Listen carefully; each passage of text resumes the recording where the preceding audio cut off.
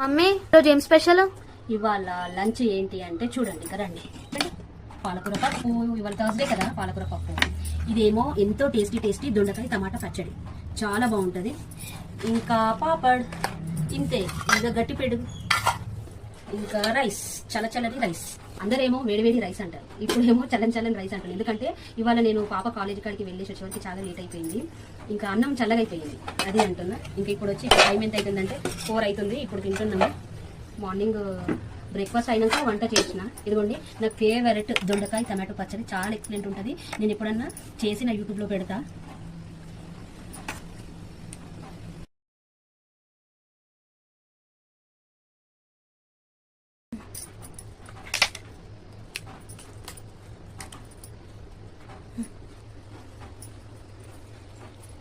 ఇది చాలా బాగుంది.